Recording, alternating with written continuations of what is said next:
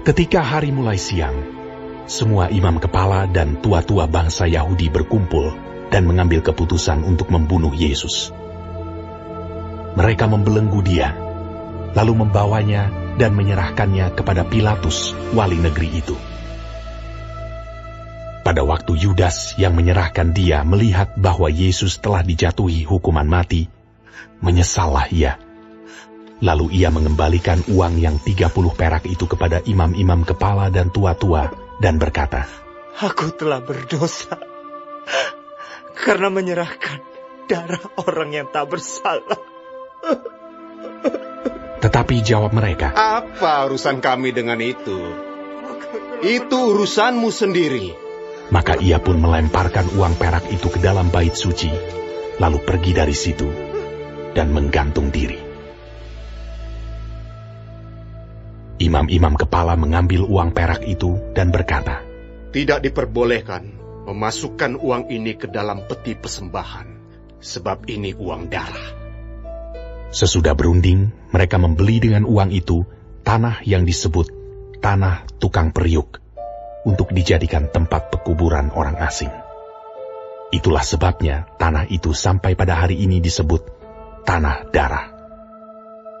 Dengan demikian, genaplah firman yang disampaikan oleh Nabi Yeremia.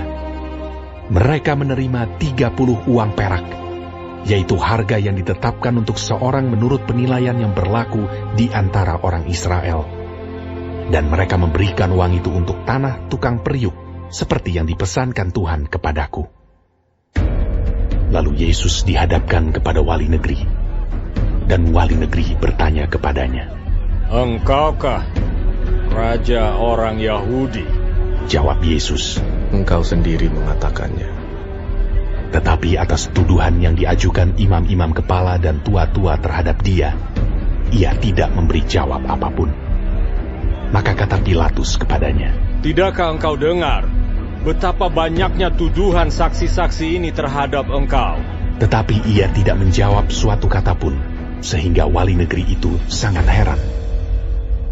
Telah menjadi kebiasaan bagi wali negeri untuk membebaskan satu orang hukuman pada tiap-tiap hari raya itu atas pilihan orang banyak.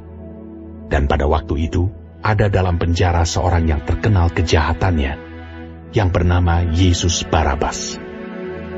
Karena mereka sudah berkumpul di sana, Pilatus berkata kepada mereka, "Siapa yang kamu kehendaki kubebaskan bagimu? Yesus Barabas atau Yesus yang disebut Kristus?" Ia memang mengetahui bahwa mereka telah menyerahkan Yesus karena dengki. Ketika Pilatus sedang duduk di kursi pengadilan, istrinya mengirim pesan kepadanya, "Jangan engkau mencampuri perkara orang benar itu. Sebab karena dia aku sangat menderita dalam mimpi tadi malam." Tetapi oleh hasutan imam-imam kepala dan tua-tua, orang banyak bertekad untuk meminta supaya Barabas dibebaskan dan Yesus dihukum mati. Wali negeri menjawab dan berkata kepada mereka, "Siapa di antara kedua orang itu yang kamu kehendaki kubebaskan bagimu?" Kata mereka, "Barabas!" Kata Pilatus kepada mereka, "Jika begitu, apakah yang harus kuperbuat dengan Yesus yang disebut Kristus?" Mereka semua berseru, "Ia harus disalibkan!" Katanya. "Tetapi kejahatan apakah yang telah dilakukannya?" Namun mereka makin keras berteriak, "Ia harus disalibkan!"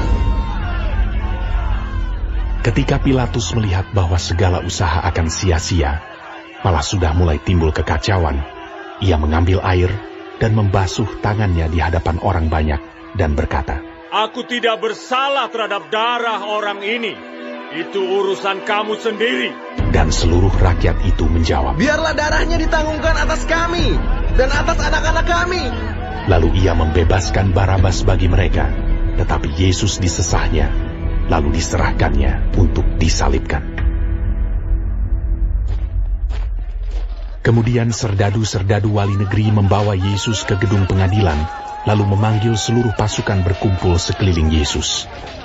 Mereka menanggalkan pakaiannya dan mengenakan jubah ungu kepadanya. Mereka menganyam sebuah mahkota duri dan menaruhnya di atas kepalanya, lalu memberikan dia sebatang buluh di tangan kanannya Kemudian mereka berlutut di hadapannya dan mengolok-olokkan dia, katanya, Salam, hai raja orang Yahudi. Mereka meludahinya dan mengambil buluh itu dan memukulkannya ke kepalanya. Sesudah mengolok-olokkan dia, mereka menanggalkan jubah itu daripadanya dan mengenakan pula pakaiannya kepadanya. Kemudian mereka membawa dia keluar untuk disalibkan. Ketika mereka berjalan keluar kota, mereka berjumpa dengan seorang dari Kirene yang bernama Simon. Orang itu mereka paksa untuk memikul salib Yesus.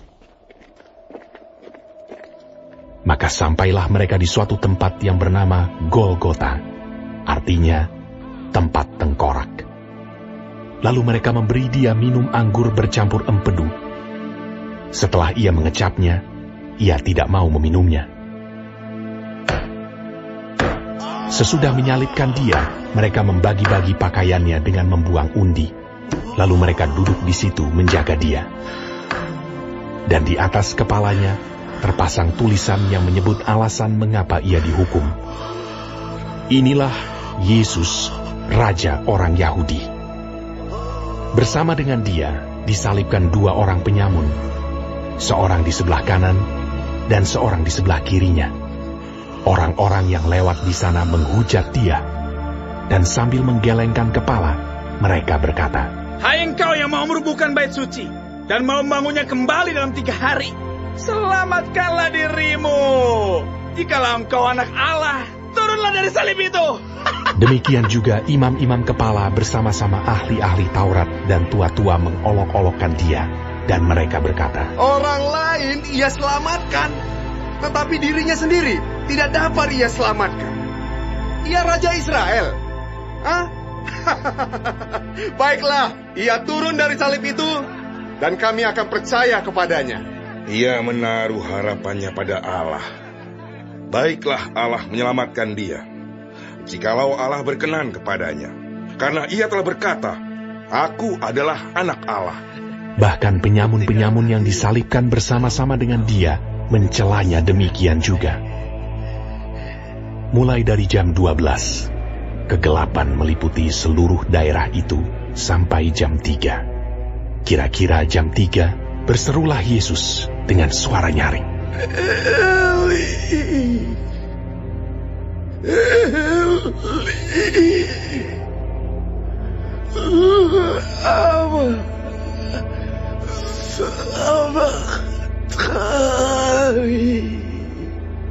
Artinya, Allahku, Allahku, mengapa engkau meninggalkan aku?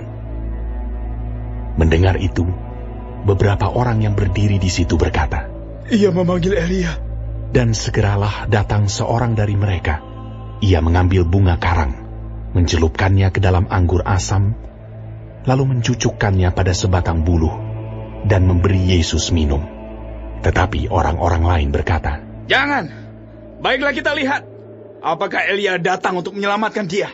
Yesus berseru pula dengan suara nyaring, lalu menyerahkan nyawanya. Dan lihatlah, tabir bait suci terbelah 2 dari atas sampai ke bawah. Dan terjadilah gempa bumi, dan bukit-bukit batu terbelah. Dan kuburan-kuburan terbuka, dan banyak orang kudus yang telah meninggal bangkit. Dan sesudah kebangkitan Yesus, mereka pun keluar dari kubur, lalu masuk ke kota kudus dan menampakkan diri kepada banyak orang. Kepala pasukan dan prajurit-prajuritnya yang menjaga Yesus menjadi sangat takut ketika mereka melihat gempa bumi dan apa yang telah terjadi, lalu berkata, Sungguh, ia ini adalah anak Allah. Dan ada di situ banyak perempuan yang melihat dari jauh, yaitu perempuan-perempuan yang mengikuti Yesus dari Galilea untuk melayani dia. Di antara mereka terdapat Maria Magdalena, dan Maria ibu Yakobus dan Yusuf, dan ibu anak-anak Zebedeus. Menjelang malam, datanglah seorang kaya, orang Arimatea yang bernama Yusuf, dan yang telah menjadi murid Yesus juga. Ia pergi menghadap Pilatus dan meminta mayat Yesus. Pilatus memerintahkan untuk menyerahkannya kepadanya. Dan Yusuf pun mengambil mayat itu, mengapaninya dengan kain lenan yang putih bersih, lalu membaringkannya di dalam kuburnya yang baru yang digalinya di dalam bukit batu. Dan sesudah menggulingkan sebuah batu besar ke pintu kubur itu, pergilah ia. Tetapi Maria Magdalena dan Maria yang lain tinggal di situ, duduk di depan kubur itu.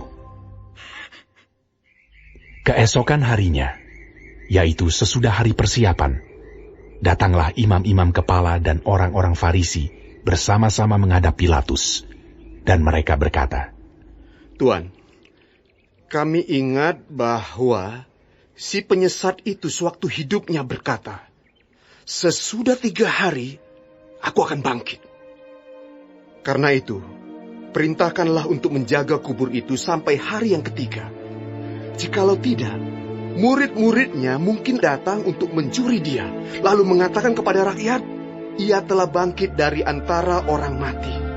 Sehingga penyesatan yang terakhir akan lebih buruk akibatnya daripada yang pertama.